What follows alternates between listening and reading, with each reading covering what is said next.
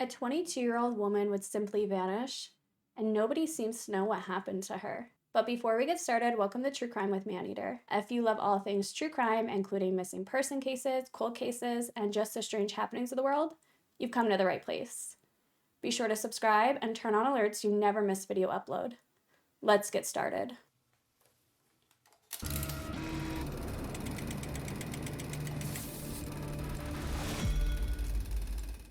Julie Cutler was described by her sister as somebody who was moody and dramatic and theatrical, and that she loved to have a lot of attention. She was also beautiful and quite hardworking. Cutler was last seen at the Parmelia Hilton Hotel in Perth, where she worked as a room attendant. This was at 12:30 a.m. on Monday, June 20th, 1988. She had been at work for a staff function and left at around 12:30 a.m. A colleague who was also at the function believes they saw her driving her gray Fiat sedan out of the staff parking lot. Unfortunately, she would never be seen or heard from again. But 2 days later, her badly damaged vehicle would be found floating on its roof in the ocean. At this point, investigators realized that this was going to be anything but a normal missing persons case. Julia's car was full of clues, and one of the first ones investigators found was a note in her handwriting with the name Mike on it. It also had an address, but investigators ruled out that it had anything to do with her case. As investigators are working this case, of course they're talking to everybody. They came across two Polish hotel workers that Julie had been seen talking and dancing with at the Hilton Hotel function that she had attended shortly before she vanished. Those two men had invited Julie and another colleague back to their place after the staff party. They basically said, hey, why don't you come back to our house, let's have a drink, let's watch a movie, and just hang out. Police would talk to this other woman that was invited to this kind of little after party, and she said that she really wasn't keen on going. She just didn't have a good feeling about it, and she did tell Julie, so after that, even though Julie kind of wanted to go, Julie said that she wasn't going to go. But as this woman is walking with Julie to the parking lot, Julie does mention that she's going to go meet up with a friend. And this woman is like, oh, who are you going to meet? And Julie would tell her coworker, it's a secret, I can't tell. So of course at this point, police are going to dive into Julie's personal life. She's missing, they need to know who she had contact with, maybe in her everyday life, or if she was seeing somebody, what friends she communicated with. And now that they know she was going to see somebody and it was supposedly a secret, of course they're more invested in this person. They don't know where she was going. It turns out those two Polish men were seemingly ruled out as suspects pretty early on in the investigation. The thing is, Julie's family would begin to receive calls a few years later.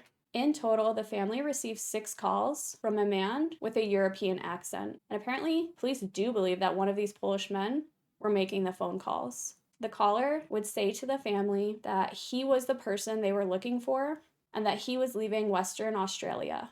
So one of these Polish men did actually leave Australia and went back to Poland, and that was in January of 1994. And around this time that he left, the phone calls did stop. Of course, police wanted to re-interview this man, so they're trying to track him down, but unfortunately, they weren't able to. And then in 1996, quite a few items were located in a sand dune, and this was approximately 1 kilometer away from where Julia's car had been found.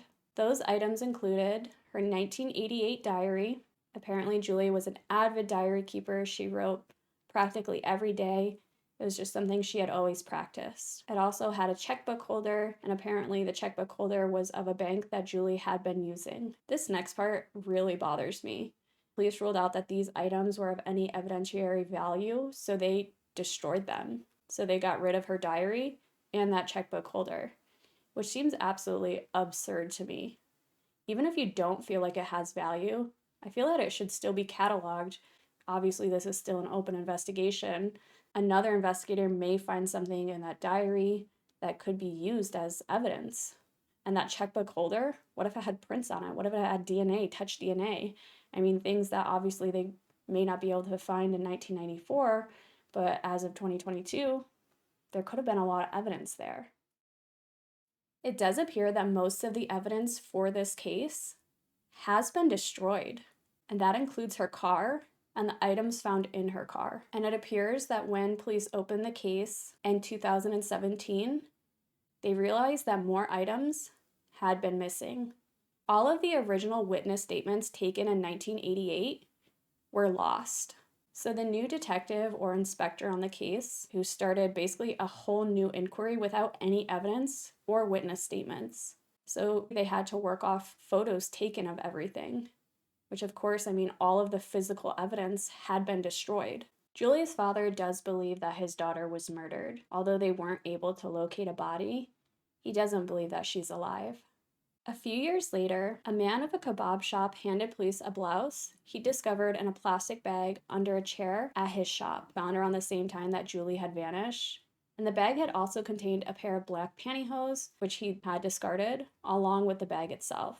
They did realize the blouse was the type that was manufactured in very small numbers, and it was made for the staff of the Hilton Hotel where Julie was working as a room attendant, and it was her size. Investigators believe that the blouse was almost certainly Julie's, although no forensic testing has been done. Police did have two theories. Either Julie was abducted and murdered, or she was suicidal. But Julie's father and sister firmly believe that Julie did not take her own life.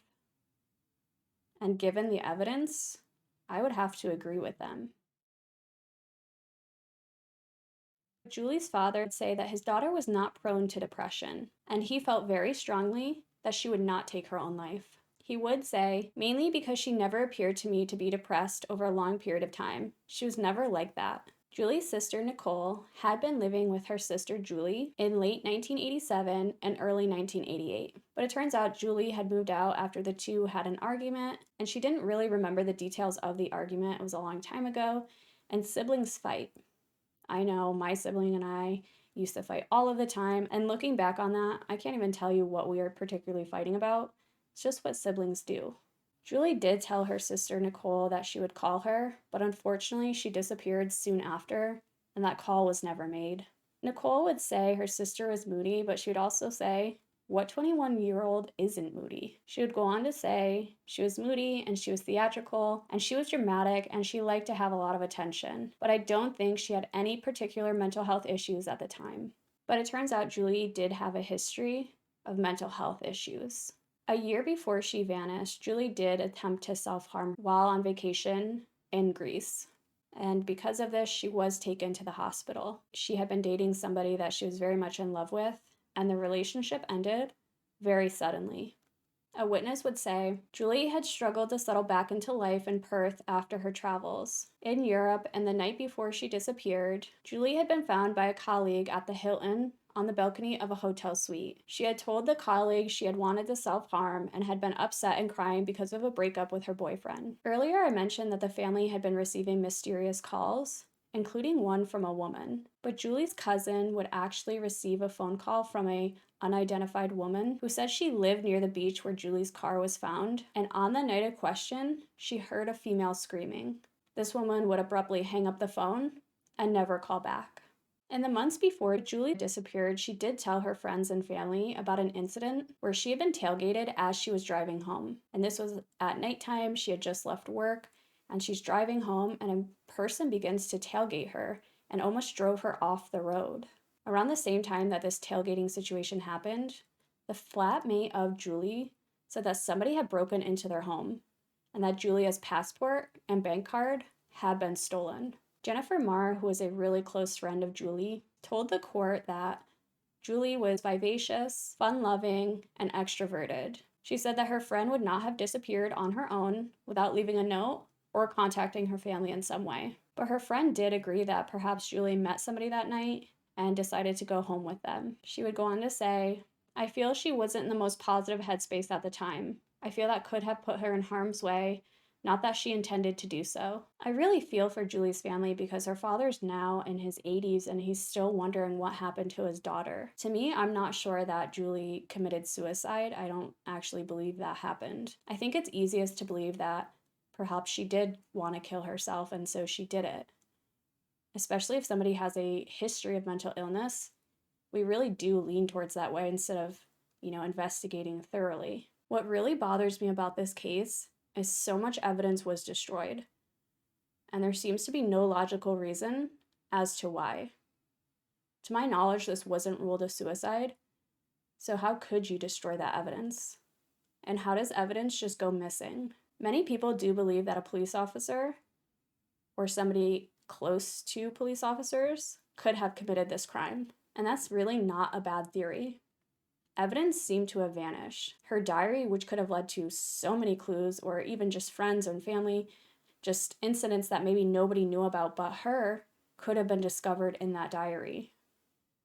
The checkbook holder being on the beach in a sand dune, that's a little bit strange. All of this evidence being destroyed just seems to indicate that perhaps maybe somebody close to the investigation could have had something to do with it. The fact that original witness statements just seemingly went missing and nobody knows what happened to them, it's pretty sketchy. And we can think about those phone calls. It wouldn't be hard to fake a European accent if you know one of the suspects is a Polish person.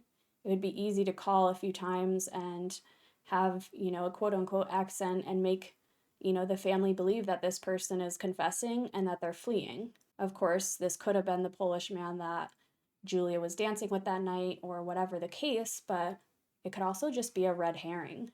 Obviously, I'm not a forensic expert, but if Julie drove her car into the ocean, why did she stop first to put her diary and her checkbook holder, which presumably had her checkbook in it? We can just assume that perhaps her checkbook was in it and maybe somebody took that, and put it in the sand dunes. That doesn't sit well with me. I mean, the only logical reason would be to leave a suicide note, but apparently investigators went through this diary and didn't find one. And as I noted, I'm not a forensic expert, so I could be wrong here, but if she drove her car into the ocean, why wasn't her body in the car when they found the car 2 days later? I mean, I don't know if the windows were down or what the situation was, but I am inclined to think if the windows were up, her body would still be in that car. It feels more like to me that it was driven into the ocean to try to get rid of it. But I would love to know your thoughts or any theories you have on this case. What happened to Julie? But that's it for today, guys. If you like this video or any other video on my channel, be sure to subscribe and turn on alerts so you never miss video upload. If there's a case you'd like me to cover, pop it in the comments below, and I'll be sure to get to it. In the meantime, check out some other videos on my channel while you wait for the next upload, and I'll see you then.